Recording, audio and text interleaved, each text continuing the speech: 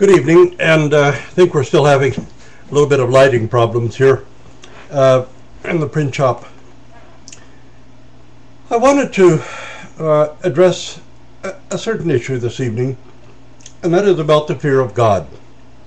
Because as some of you have, of course, quoted to me from the scripture about the fear of God, and somebody asked me, but if we're supposed to love the Lord our God with all our heart and with all our mind and with all our soul, with all our being, how can we do that if we have to live in trembling and terror of Him? Nobody can love anybody that they're in terror of. So we have to take a choice between being terrified by God and loving Him. You cannot do both. So let's take a look at what the fear of God actually means. There's several pathways we can take toward trying to explain this in a meaningful way, not just in some sophistic way. First of all, in the era in which I was growing up, we still had a little bit of fear of our parents, because at that time it wasn't against the law for them to discipline us when we needed it. And I'm sure we benefited a great deal from that discipline. At the same time, we had a very profound love for our parents. And we knew very well that our parents loved us. It could have been no doubt in one's mind. One's parents would have given their lives. Of course, during the Second World War, when I was a child, our fathers were giving their lives for us and for the whole Western world, for the whole, what we like to call the free world. And yet, as deeply and profoundly as we loved them and knew that they loved us, there was a certain fear. And that fear was mixed with that love. When we were disciplined by our parents, we knew instinctively and empirically that they were disciplining us because they loved us. When we did something wrong and we knew we were going to get found out, well, we certainly had a bit of fear. And yet it was that fear of someone you know who genuinely loves you. And there's another aspect to that fear. There was always a fear of hurting our parents. We genuinely cared about whether our parents were hurt by us. And we had a genuine fear of hurting them. Something that would gnaw away at the conscience, not just the fear that we were going to be punished. There was something else, that our conscience itself tormented us. And our conscience itself disciplined us. And we've really sincerely felt that our parents would be pained, that their hearts would be hurt and wounded by our actions. And that was also a kind of fear. And that fear very often kept us from doing the things that we ought not to have done. The fear of being disciplined, of course, had something to do with that as well. The fear of consequences that we would have to face, that we would have to take responsibility for things we had done. That in itself gave us a kind of fear.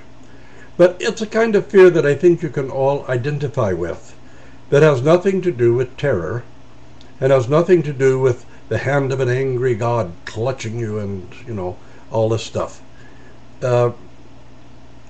It really had to do with understanding that discipline came from love.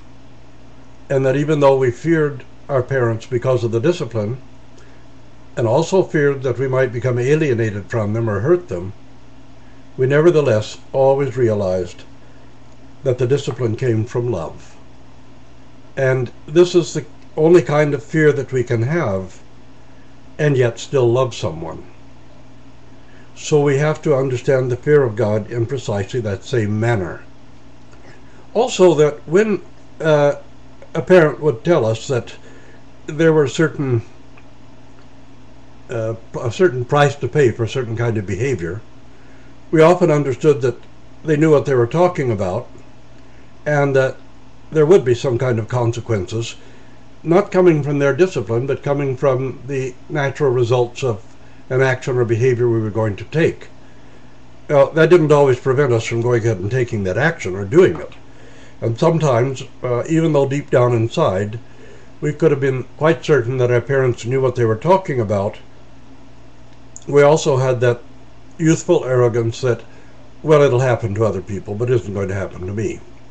And then the consequences come along and you face them, and you have to deal with them, and generally you have to turn to your parents to pull you out of the fire or to help you. But even while you're thinking that, okay, my father is going to pull me out of this fire, he's going to help me, I know he loves me and he's going to help me, we still had a certain fear about having to go and tell him we'd done it. And that really is the essence of our fear of God, and the fear of God, which is the beginning of all wisdom. This is what it means to actually both love the Lord our God with all our heart and with our whole being, and yet also have a certain fear of God. We, in another dimension, understand fear as awe, that we're talking about our Father, but also the God who created the heavens and the earth, the one who really holds the universe together and makes it function. Well, of course we have to stand in awe before the Creator. So there's that kind of fear as well, the fear that is really an overwhelming awe at the majesty, the grandeur, and the might of the one who created the heavens and the earth. And in another dimension of, we can stand in awe of the incredible love that he has for mankind and indeed for the whole of creation. And so I think this best summarizes what we mean when we talk about the fear of God.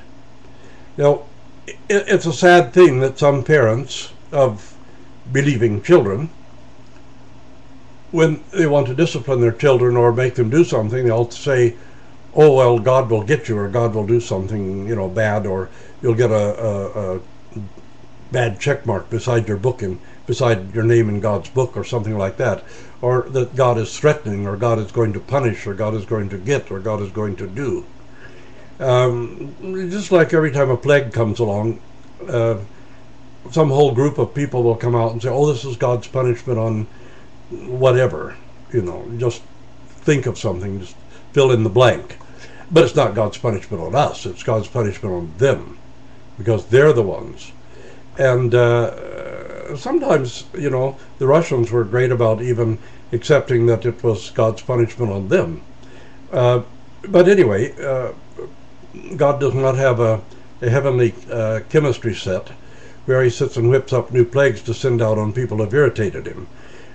That's a horrible, hideous thing to tell children, and a horrible thing to believe about God. So I think this is the best summary I can make about what the fear of God truly is, and certainly what the limits of our understanding of that kind of fear are. The fear of God has to be understood within the framework of thou shalt love the Lord thy God with all your being. And that kind of love has to be actually possible.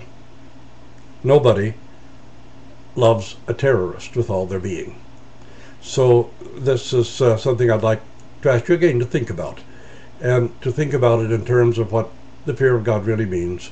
And this is a different kind of fear than the kind of fear that rouses anger. So, and we'll perhaps make a little bit more of a comparison about that a little later.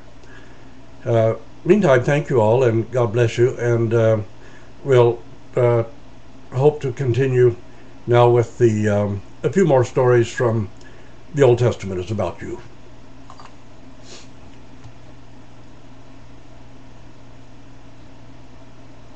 It's going to shut off in 15 minutes, but I let it run all the way to the end, hoping that it won't cut too much off the actual broadcast.